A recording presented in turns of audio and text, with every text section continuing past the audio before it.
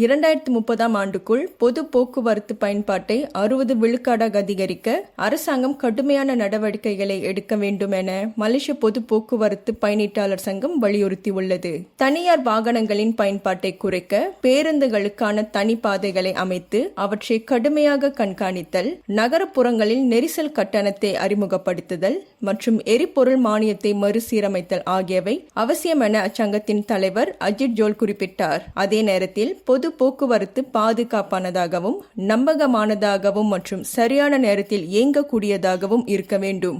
அது மட்டுமில்லாமல் தூய்மை, வசதி, நிகழ்நேர பயண தகவல்கள் மற்றும் நியாயமான கட்டணங்களும் பயணிகளை ஈர்க்கும் முக்கிய அம்சங்களாகும் என அவர் குறிப்பிட்டார். மேலும் பயணிகளின் உரிமைகளை பாதுகாக்க சட்டங்கள் வலுப்படுத்துவதோடு விதிமுறைகளை மீறும் சேவை வழங்குநர்கள் மீது கடுமையான நடவடிக்கை எடுக்க வேண்டும் என்றும் அவர் வலியுறுத்தினார். RS2 திட்டத்தின் கீழ் ரயில் நிலையங்களுக்கு அருகில் கூரையுடன் நடைபாதைகள் அமைப்பது பொது போக்குவரத்தை ஊக்குவிக்க உதவும் என்றும் அஜித் தெரிவித்தார். ஆனால் இதை வெற்றியடைய செய்ய ஊராட்சி மன்றங்களின் ஒருங்கிணைப்பு, போதுமான நிதி மற்றும் தொடர்ச்சியான பராமரிப்பு அவசியம் என்றும் அவர் கூறினார்.